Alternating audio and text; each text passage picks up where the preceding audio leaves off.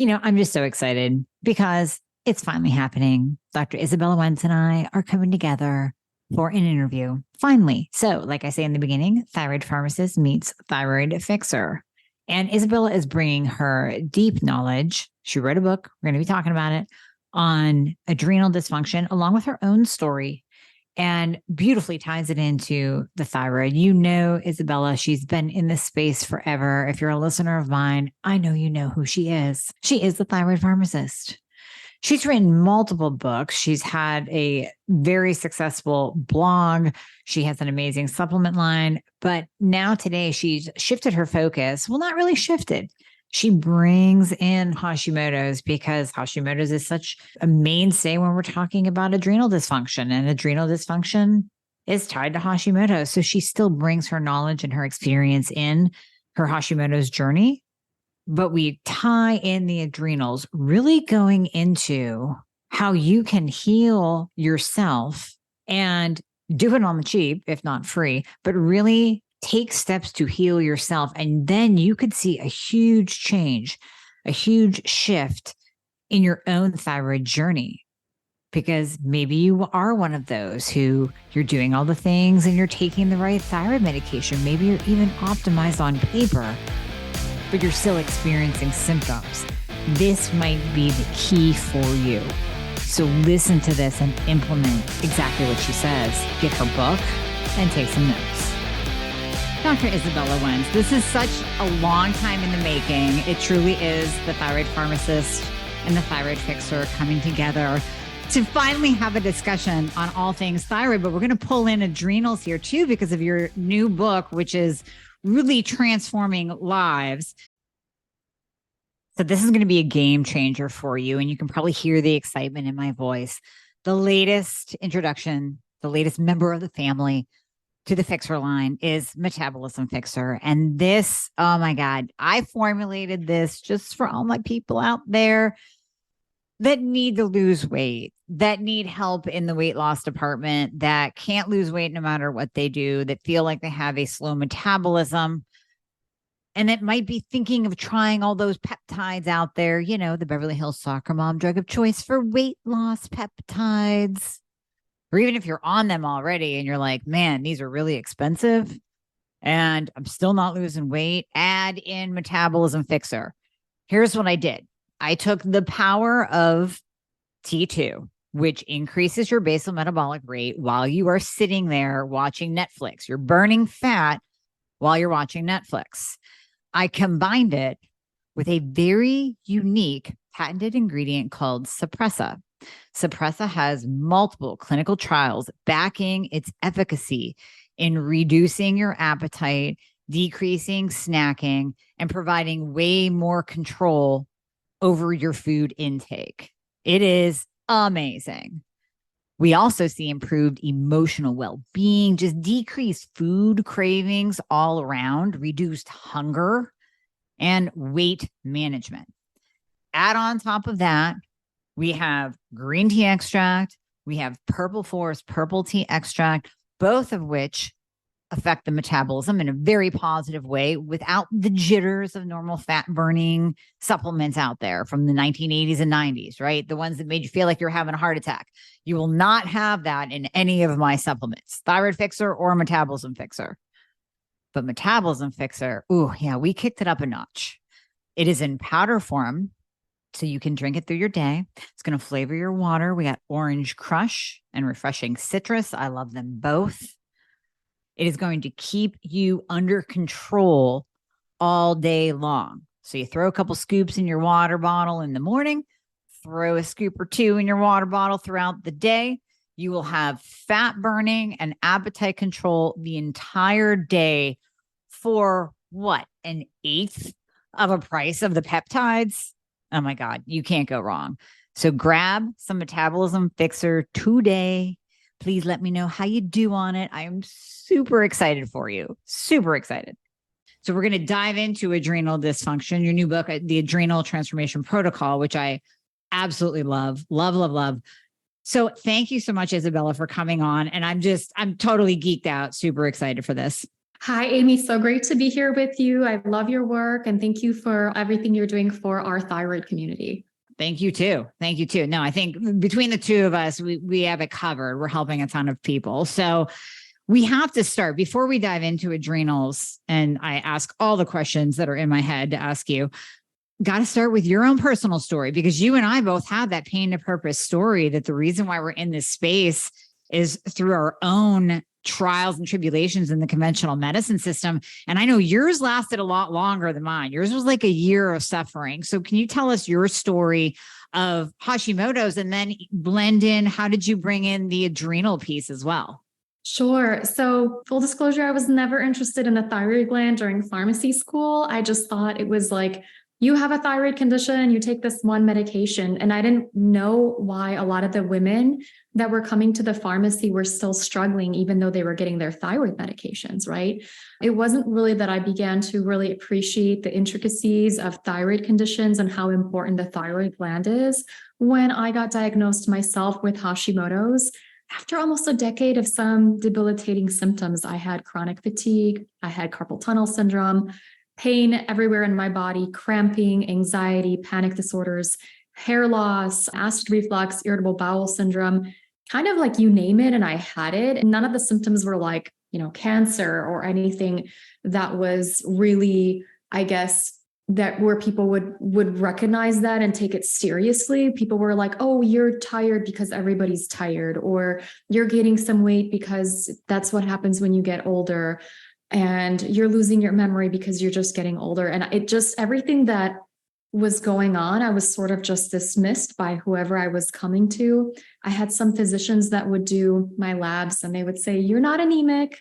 Great news. Your cholesterol looks amazing. This looks great. Nothing's wrong with you. And I was like, if nothing's wrong with me, why am I so exhausted? Why am I sleeping 12 hours a night? Why do I have carpal tunnel? Why am I allergic to every single thing in my environment? And then at that point, I had already been a pharmacist for a few years where I just started really digging. And I realized that not all doctors were created equally. And so I sought out more care, and I was diagnosed with Hashimoto's and thyroid antibodies that were in the 2000 plus range, which can be an indicator of a really aggressive attack on the thyroid glands. And since that time, I've learned it's kind of like, obviously, this is why I had panic attacks after never having panic attacks my whole life. They were sudden onset just because of those high thyroid antibodies. And so I became a thyroid expert by ways of having to take charge of my own health and by ways of being a human guinea pig to really get myself to feel better. Because as we know, thyroid meds can really help, but they don't really get to the root cause. And there's oftentimes a lot of other things that are going on in a person's body before they get that thyroid diagnosis that perhaps led them to develop an autoimmune thyroid condition. And there's also consequences of having low thyroid function for a certain amount of time in the body. So there's a lot of things we need to fix, right? Right. So what was your root cause? Because this all happened to you before you had your beautiful baby, which, I mean, in our world, as you know, and as our listeners know, so many times it's, after that first pregnancy, after that second pregnancy, that's when the autoimmune switch turned on. Now we know it can be other stressors as well. So what was that underlying cause for you? Is that where the adrenals come in, or was it something else? I think for a lot of women, pregnancy can be an important trigger. So can perimenopause as well as puberty. My thyroid problems, I initially thought they started during puberty, but the longer I think back about it, they probably started when I was exposed to Chernobyl as a 3.5-year-old child, 4-year-old child, when I lived in Poland close to the Ukrainian border. Mm-hmm. And I think they were, essentially, not that there's necessarily one root cause, but that can be an initial thing that shifts your immune system to attack the thyroid gland. Then I had an Epstein-Barr virus infection in my first year of college, and I was never quite the same after that. And then I had IBS. And that IBS situation, it was like, I had the fatigue after the Epstein-Barr virus, but with the IBS onset, that's just kind of, I guess, accelerated everything.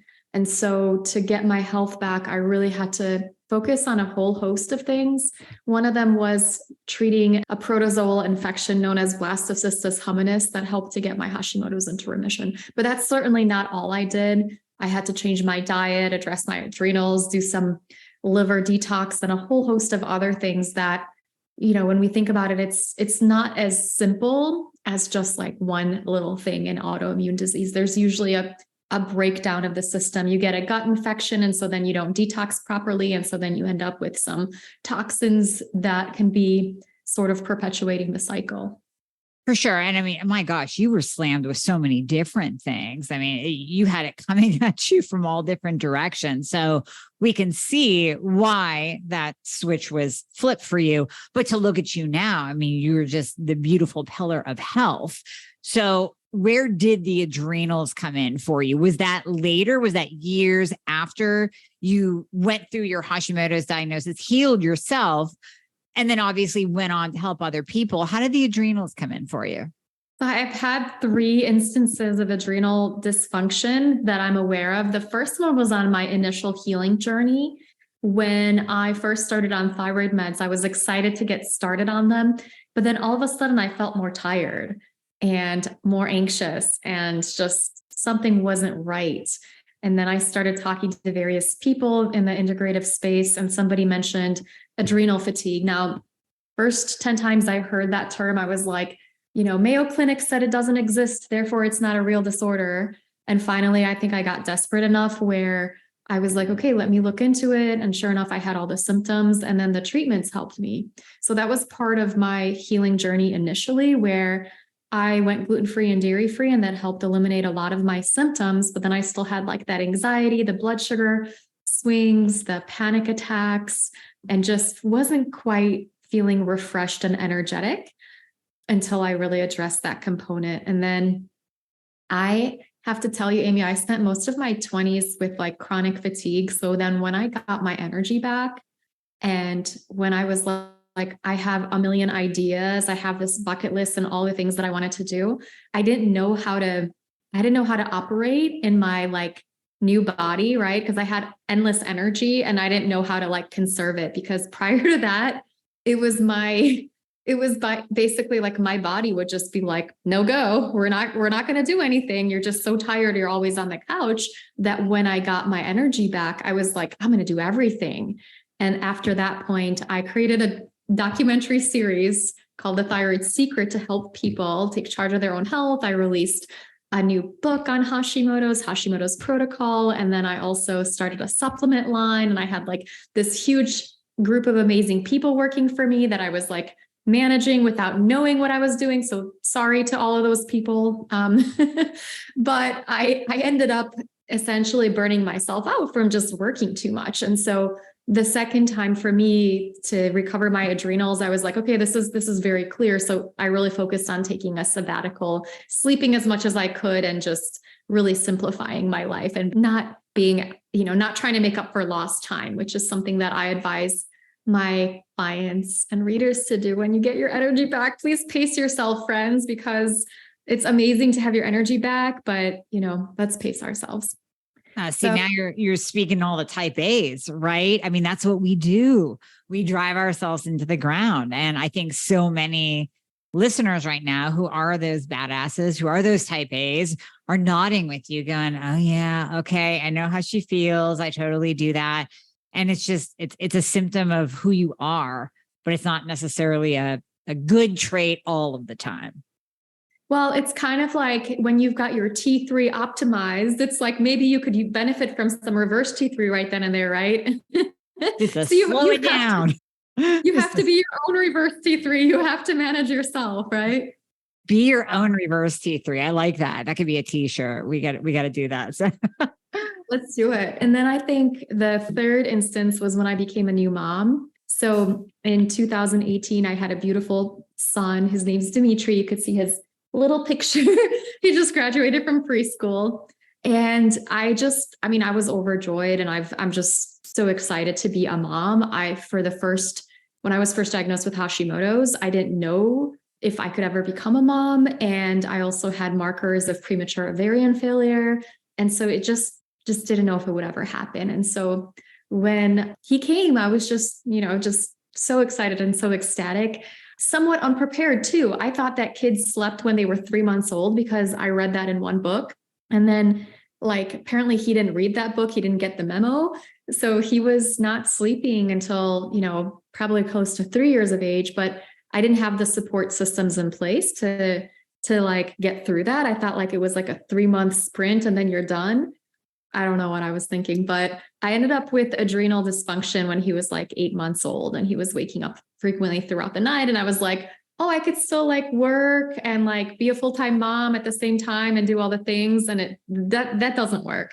So I at that point I was like, okay, I know I could test myself. And sure enough, the tests were flatlined adrenals, but I was like, I can't really do the pregnenolone and the hormones because I'm nursing. I didn't want my baby to grow chest hair. Mm-hmm. And then I was like, I also can't sleep for 12 hours a night because, this little human, I can't take a 30-day sabbatical from this little human. Yeah, Maybe some people could, that just wasn't really my lifestyle. So I had to come up with a new way.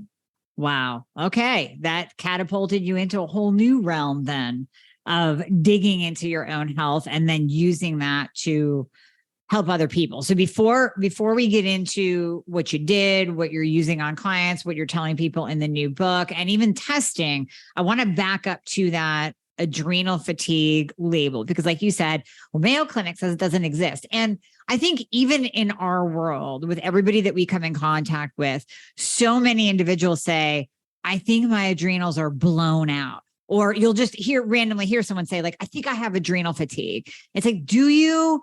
I don't know. I think that term is overused a lot, but then at the same time, we're not looking into it enough in conventional medicine, and it will definitely not in conventional medicine, but even in functional medicine, I don't know that we're giving it enough love. I think it's almost like the boy that cried wolf.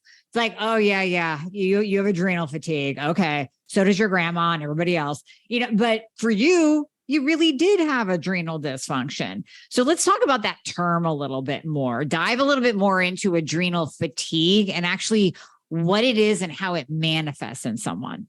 So this term was coined by a naturopathic doctor. I think it was 25 years ago, maybe, Dr. James Wilson. And he noticed this pattern in people where they were tired, mildly depressed. They felt wired but tired in the evenings. They had sensitivity to bright lights, salt cravings, blood sugar swings. They felt hangry. They had that 3 p.m. crash. They were oftentimes anxious and brain fog, trouble sleeping at night, unrefreshing sleep, had libido issues, and this whole plethora of symptoms. And so when he investigated the symptoms, he thought, okay, it kind of sounds like a mild version of Addison's, which is a condition where 90% of the adrenal glands will be destroyed by the immune system. And that person ends up with low cortisol throughout the day. And they oftentimes, almost always, need some kind of a medication to bring their levels to survival states, because we do need cortisol in our lives to manage our immune system, manage inflammation, to stay alive, right? And so he thought that these symptoms, and he called that adrenal fatigue, were a mild version of Addison's, and that perhaps rather than 90% of the adrenal glands being destroyed, maybe 20% of them were destroyed, or 30%.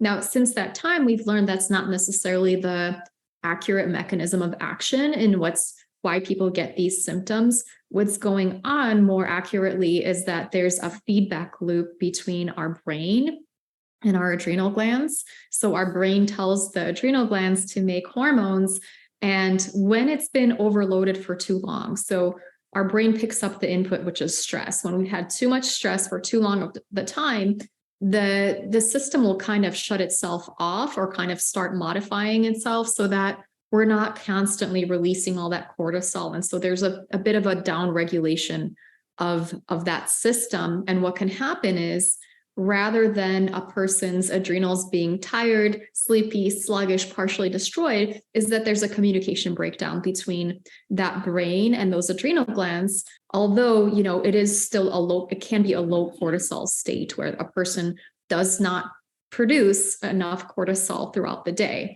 There's also a few other kind of dysfunctional patterns that can happen where a person's cortisol bounces up and down throughout the day, where we want it to be higher in the morning and lower throughout the day until it's low enough in the evening where we can sleep. And then people can also have a flipped cortisol curve where they have not enough cortisol in the morning, they have trouble waking up, too much cortisol in the evening, they become night owls, or they have just too much cortisol all day, every day. And this can be, usually a person who's doing it all, overworking, and, the mom of 3 kids who's working full time and getting her graduate degree and taking care of her elderly parents. So somebody that's overperforming.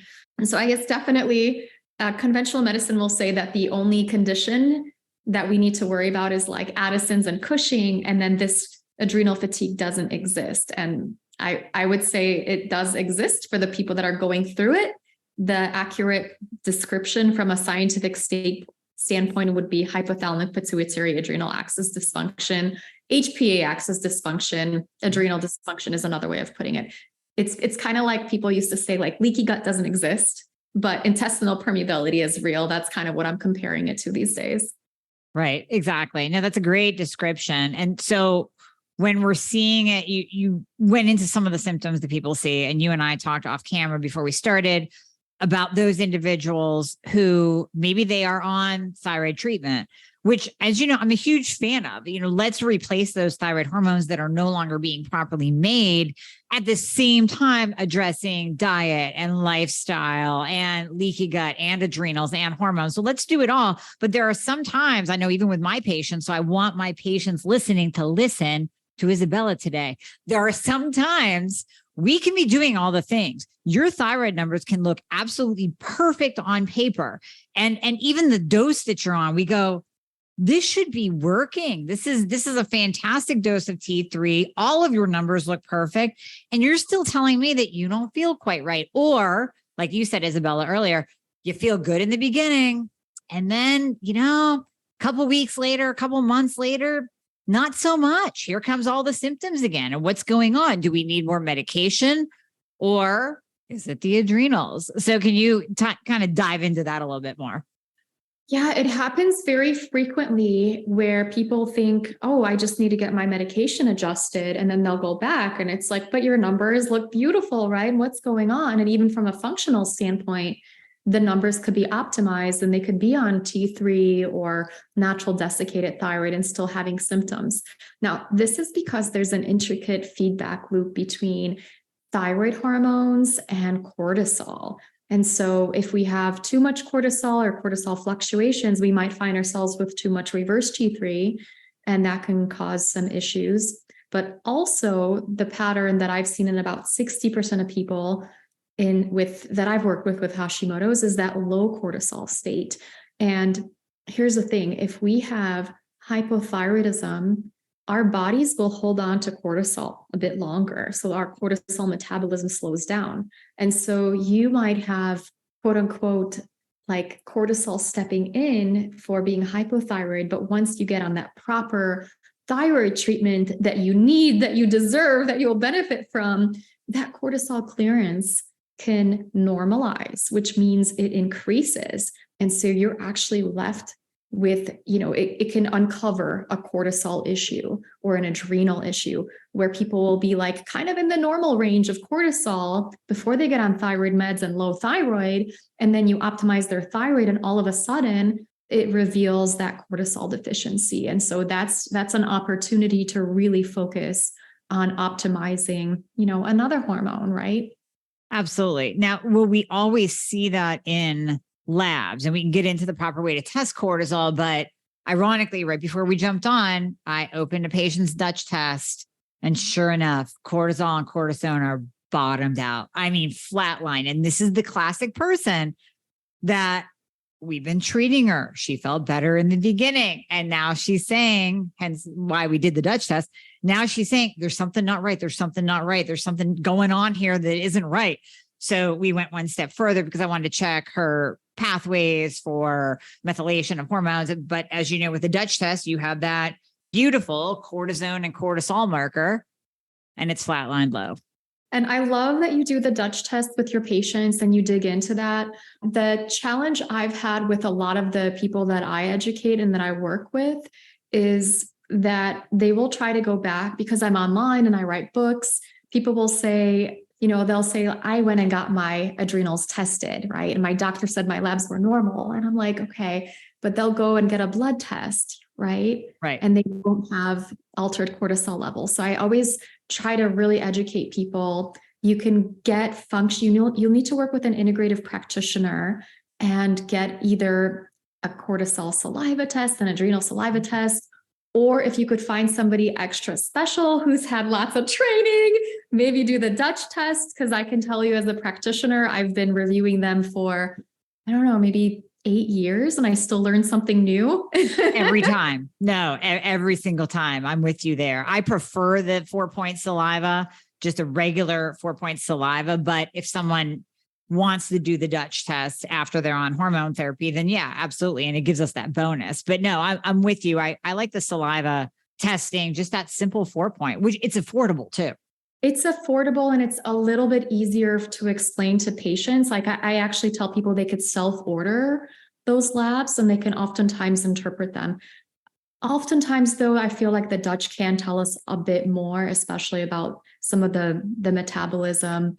But, in my kind of I guess, desire to like really educate the masses, I've kind of been to the point where, I don't know if this has ever happened to you, but I had just recently, I have an account with GI Map and I've switched over to Rupa for all of my clients, but I'll still use my account for like testing my husband or myself or my son. And then I saw like a name pop up there and I was like, I don't, who is this? I haven't worked with them in a few years. And somebody had the test for like 4 or 5 years. And so sometimes people, even when they go and get the test from their practitioner, it's like, sometimes it's 3 months, sometimes it's 3 years before they like actually do the test, right? It's like hard to do it. And then I'm like, in that month, we could have like totally transformed your life just by doing some lifestyle changes that are going to be adaptogenic in nature. So whether you have high cortisol, low cortisol, bouncy cortisol, we're going to be able to give you some solid lifestyle foundational things so that you feel better without like having to wait for the test results. Like I love tests. I would, I even had a dog that I would do functional medicine testing for, but I know it's not necessarily affordable and accessible. So I always try to educate people about their symptoms too. So it's like, if you're feeling overwhelmed, you probably have some degree of adrenal dysfunction. And there are strategies that can help you. If you're having morning fatigue and that brain fog and the anxiety and blood sugar swings, trouble falling asleep at night, feeling wired and tired, sensitivity to bright lights, all of those things, where I'll say like, this is a really good sign that you will want to definitely give your adrenals and your stress response some TLC. Yeah, definitely. And you go into that so beautifully in your book too, diving into all the different symptoms that I'm sure many of the listeners can check the box on that they have this, and this. We're going to get into what you recommend in terms of treatment and protocols in a second. I wanted to pick your brain on specifically Paul Robinson's work with the circadian T3 method. What do you think about using T3 to bump up the adrenals in those low points? If we see it on the saliva panel, we see those low markers or somebody's flat line low. What about using T3 to specifically bump that up in conjunction with the lifestyle? Or do you find that exacerbates the problem and makes them more stressed and wears out the adrenals further? Man, I think that's such an interesting protocol. And I don't personally have experience with utilizing that for individuals. What I've really focused on is trying to kind of address like, why are you feeling like that? Why are you feeling overwhelmed? I know I've had some people whose lives have been changed by circadian T3 dosing, people that nothing else has worked and they've tried, and it can be challenging to find that right practitioner. And for some patients, it's challenging to remember to take their medications throughout the day. So I personally don't have a lot of experience with rebalancing adrenals that way. The protocols that I have worked with before were featuring pregnenolone and DHEA and low doses of hydrocortisone, as well as glandulars throughout the day to support the patterns. And there's, every protocol has a pro and a con to it. With some of the things that I've worked with, they may require a prescription, so it's not always accessible, or some of the hormones can overconvert to other things. And so my approach in this particular protocol has really focused on things that most people can utilize even without a prescription. And, I'm a pharmacist, so I love all kinds of prescription drugs and biohacking and various dosage formulations. But at the same time, unfortunately, I don't have experience with that particular one. And I totally put you on the spot there, but I just brought it in because I know that you talk a lot about the circadian rhythm and how important it is to reset that. Just even simple things like going out into the sunlight, looking at the sun, going to bed at a normal time, really getting those adrenals in line so that you are tired at night instead of being wired and tired and being a night owl, which is not good for anybody. So I just totally put you on the spot, but I wanted to pick your brain on that. In your book, you talk a lot about helping your body feel safe in order to heal and how to actually send those safety signals to the body, which, that's what I love about the book is just like what you said. These are things that anybody can do. You don't have to be working with a practitioner, a functional practitioner, an integrated practitioner. You don't have to beg for medication to heal. These are things that you can implement right now at home. So can you dive into what exactly do you mean by those safety signals and feeling safe in your body? So one of the things I would focus on is trying to figure out what are the sources of stress in your body. And sometimes people have obvious stress, like an annoying coworker or a long commute to work, right? And that's super obvious, but there's also things that we can be doing in our day-to-day life that may not be obvious stressors. For example, eating too much sugar or too many carbs. That can be a stressor for our bodies because that can put us on a blood sugar roller coaster, and then cortisol may need to step in to kind of bring about some balance. And so we focus on eating for blood sugar balance. We add more protein, add more fat, limit the carbohydrate intake so that we have a more smooth ride along with our blood sugar that supports our cortisol levels from bouncing up and down as well. And then thinking about other patterns. Are we under eating? Are we over exercising? Are we under exercising? Are we not sleeping enough? Are we burning the candle at both ends, right? These are some general lifestyle things we can do. Are we spending time with people that perhaps are more toxic than some of the inflammatory foods that we're eating? There's a list of things that I have people go through, and I'll have them take a piece of paper and put a line down the middle and write, this makes me feel better, this makes me feel worse. And they'll say, this kind of this thing makes me feel so much better. And it's usually spending time in nature, being with loved ones, and this makes me feel worse. And they sort of develop their own protocols. And I really want to educate people about being able to understand their own bodies. And it all seems so, common sense, like, especially to you and I, because we're always trying to eat more protein. And of course, don't eat the sugar. And of course, don't eat the garbage. But when you have people write it down, and you see it in front of you. And your book goes into way more detail than what we're talking about here, but I'm a firm believer in seeing it on paper, because even as you were speaking just now and saying, draw a line and write it out, I can picture even my patients writing it down and having that aha moment of how impactful one or two things are in their life to their health. I actually had a patient that told me not too long ago, a couple of weeks ago, she was a CPA. She went through tax season this past year, and we had her to a really nice optimal point. She had lost weight. She was feeling better than she ever had in her entire life, went through tax season with her own business and plummeted.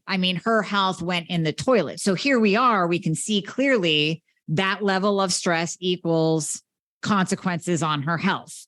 And it was apparent in a very short amount of time. She sold her business. Liz, you have to sometimes choose between, here's your business that you built and it's bringing in the cash, or your health. Well, what good is the cash if you don't have your health? Yeah, absolutely. And I was just going to say, let's be kind to CPAs, especially in the month of April, right? Right. Exactly. But that's the impact. That, obviously that's a major stress situation, but just like you're talking about, Izabella, writing it down, maybe there's somebody in your life that is more toxic than the food you put in your mouth, which is entirely possible. So I think seeing that on paper is so helpful for people. This is a really great place to start for people. And it's, you ever see those memes on Instagram? It's like, oh my gosh, I have horrible news, you guys. But it turns out that eating for blood sugar balance, getting morning sunshine and meditating and doing yoga and cutting out toxic people, it actually works, right? Like you actually do feel better. Go figure, right? It actually works. And you've had tremendous success. I mean, you actually have some stats, some data on people that have gone through your ATP program, and it's phenomenal. I mean, what are we at? 3,500 plus of people with positive results? 3,500. 3,500 people that have gone through it. We have a group just starting right now as well. And the amazing thing, Amy, is like they will start off feeling like overwhelmed and burned out and just so depleted. And by like week 3, they're like, I'm running up and down my stairs. I'm getting so much done. My libido has come back. And it's just amazing to watch the transformations. I focus a lot on some of the traditional things that help people, but I also focus on mitochondrial support and personal transformation techniques. I feel like the mitochondrial support has been a game changer for a lot of the women and men, because we have about a 92% reduction in brain fog from people going through the program in about 3 weeks. And then we'll have fatigue improving, sleep issues, libido issues improving in more than 80% of the time. And those stats kind of became apparent with the mitochondrial support, where some of the traditional adrenal support was helping a lot, but with that mitochondrial protocol, there was a lot of synergy, and I didn't see it with just using mitochondrial support. So it's been an interesting learning experience for me, just to see how when you combine certain protocols, you can get such synergy. And I was just going to ask you about the supplemental protocols, because I know the go-to for most practitioners in the functional space is to throw an adrenal adaptogen at someone, which may or may not help. And sometimes they'll give someone an adrenal adaptogen without knowing if they are in the beginning stages of adrenal fatigue and pumping out cortisol like crazy, or they're at the end stages and they have no cortisol. They'll just throw on, here's some ashwagandha, have a great day. So what are your thoughts on those kind of standard protocols? I mean, I'm sure there's some benefit, but I really like how you're bringing in the mitochondrial support too, and how it all has to work together. I think that adaptogens can be very helpful for the right people. And generally, what I like about them is whether you have cortisol that's too high or too low, or bouncing all over the place, they help to balance things out in a very gentle way for most of them. I have seen people utilize glandulars, adrenal glandulars, and I think those are the ones that I get a little bit more concerned about when people do it without testing, because you may not need adrenal glandulars if you have cortisol that's too high. A practitioner will look at somebody and be like, okay, you must have high cortisol. Here's some phosphatidylserine, which lowers your cortisol, which you're only supposed to use for a few weeks at bedtime. But I've had clients that were on it for like 3 years. I'm like, why are you on this? You're barely, making any cortisol. Yep. And so I get concerned more about like the practitioners using supplements that lower cortisol or make it higher if they're not testing that person's cortisol levels very frequently. But adaptogens tend to be well tolerated and safe for most people when they're used in the right dosages. And I think a lot of people will say like, everybody around me is a little bit less annoying since I've started to take these. So a lot of people do enjoy them. Well, thank you. No, you and I are on the same pathway there, same thought process with just the overuse of willy-nilly throwing supplements at a patient and just not even really knowing where they're at in their adrenal journeys. I love it when my guest says something that I've been saying for a while, and it's like, I'm getting backed up here. So I have another expert saying the same thing. I love it. I love it.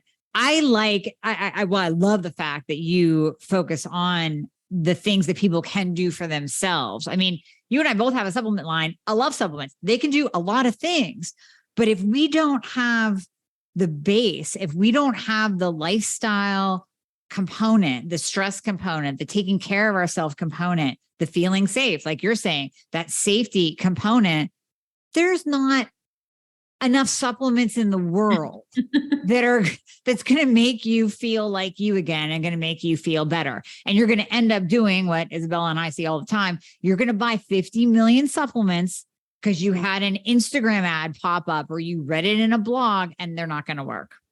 Unfortunately, you can't out supplement a horrific lifestyle, right? And I feel like supplements like the adaptogens can get us through a tough season, but I don't want people to be reliant on them. Just like, coffee, I want people to have a healthy relationship with their coffee, right? I want them to be able to have it and enjoy it, but not be like, I need this to survive, right? I can't live without this. And same with the adaptogens and supplements. My goal is for people to get really resilient. And we do that through a lot of the lifestyle things. So, the exercises that we can do, the mental things that we can do, the way that we eat, the way we fuel ourselves, some of the transformational techniques too, those can really be a big game changer for our resilience. Huge game changers. Huge. So the question before the last question that I know is on so many people's minds, well, what about caffeine? Since you mentioned it, because I get this all the time. Well, do I have to stop coffee? Do I have to stop caffeine? So what is your answer on that? I used to tell people they had to cold turkey caffeine to, help their adrenals, but then I got wiser.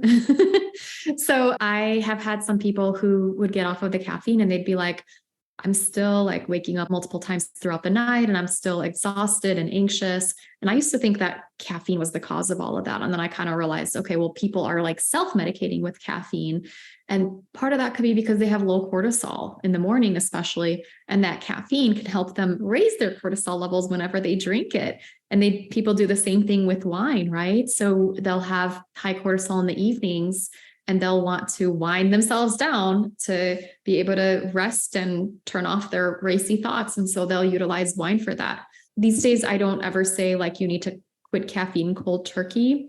I actually will have people keep their caffeine as is for the first few weeks of the program, where we're focusing on balancing their blood sugar, bright light exposure, utilizing some mitochondrial support to help build their energy naturally before we mention anything about caffeine. And yes, if you're drinking 8 cups of coffee a day, there's a good chance that's not great for your health, right? I don't care how clean the coffee is, right? And what kind of logos it has on it. But generally, I want people to have a healthy relationship with their caffeine and still enjoy their caffeine if they want to. Part of the reason I developed the protocol was I was a new mom and I had just started drinking coffee. And I was like, man, I'm not giving up my coffee. And people say that you need this to heal your adrenals. So most of the people that go through the program, they stay on their caffeine, but they'll have some kind of a reduction. And I introduce an optional caffeine wean later into the program where we'll say, we'll do it slowly and gradually. And we can start by shifting it a little bit earlier so it doesn't interfere with your sleep. Before I turned 35, I could drink caffeine any time of day and sleep just fine. Now that I'm 40, if I drink caffeine at 2:59, I will sleep. If I drink it at 3:01, I will be up the entire night, right? So learning about that or pushing it a little bit later. So give your cortisol an opportunity to rise by itself. So you're not turning off your own cortisol response. You just made a lot of people happy. And I would say about 100 of them that were on the fence are now over the fence and all in for you. So just telling them that they can still have their coffee, even in the beginning. So thank you. And last question now, what would you tell the listeners? Can you give them just a nugget or two that they can take away and start implementing? And then we'll give them all of your information and we'll have the links in the show notes for your book and everything. But what would you tell the listeners that they can start doing today to either find out if they actually do have adrenal fatigue, and that might be the testing, or if they do know, or they're resonating with all of the symptoms that you just mentioned, what can they do? Okay, definitely. So if you could start your morning with some light exposure, if you're tired in the morning, that will be really great for you, I would recommend an adrenal kickstart drink, which is a half a cup of orange juice, a little bit of electrolytes or sea salt, protein powder, and some coconut milk. Blend that up, and that'll help you create your own healthy levels of cortisol throughout the day and set you up for a circadian rhythm success. And then really thinking about what are you going to do at night for better sleep? I would consider doing something like an Epsom salt bath, which will replenish your magnesium stores. Magnesium tends to get depleted when we're stressed out, and that could relieve your migraines, your joint pains, your anxiety, your sleep issues, menstrual cramps. Those would be the 3 things I would recommend starting your recovery with. Beautiful. Oh my gosh, magnesium. We could do a whole episode on that and the importance of it.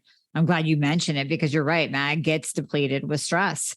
So not only might your adrenals be, well, your cortisol, we'll say your adrenals be bottomed out, but your cortisol is bottomed out. It's pulling your mag with it too. Yeah, absolutely. Yeah. And sometimes B's and C's as well, and electrolytes. So a lot of times these foundational things can be really big game changers for your symptoms. And they're simple. They're simple things that people don't think about. Electrolytes, sodium, magnesium, taking an Epsom salt bath, looking at the sun. These are all such simple things that I think we, as in myself included, I am guilty of this, downplay the importance of. And when we get back to the basics, when we circle back to those basics so often, and I will do podcasts every so often about getting back to the basics because we forget how important they are, that can be the thing that moves the needle in your health. And you wouldn't, just like the memes, right? You wouldn't even think just doing these simple things that I've been hearing about for so long actually worked. I didn't need an increase in my T3 after all, right? Yeah, I mean, sometimes you can just lower that reverse T3 by doing some of the stress reduction techniques, right? Sometimes you need more iron. Sometimes that could be driving your reverse T3. Sometimes you might need specific nutrients and whatnot. But at the same time, I feel like stress reduction isn't going to hurt most people, right? And you don't need to do like lab testing for it. That's true. It's free. So Free. Yeah. Exactly. Oh, Izabella, this has been amazing. I mean, obviously, we're going to have you on again because you and I need to get together and talk so much more. And we need to talk to the audience so much more. So we'll definitely have you back on, and we'll have all of your information in the show notes. But from your own mouth, please tell people where they can find you and a little bit more about your program too.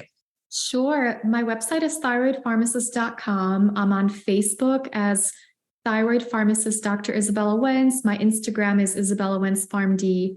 And I have a new book called The Adrenal Transformation Protocol. It's a 4-week plan to help you take charge of your own health and go from like surviving to thriving. So it targets like that brain fog, fatigue, sleep issues, anxiety, libido issues, pain, all of the things that signal adrenal dysfunction. And it's just been amazing for me to see so many women going through it and I mean, recovering their health. Once I had a baby, I was like, I don't think I'll write another book. It's so much work, but I ended up being like, okay, this really needs to get out into the world. So I'm excited to have it out there. And thank you so much, Dr. Amy, for having me on, and everybody listening. I hope this was helpful. It's been amazing. It's been amazing. Thank you so much.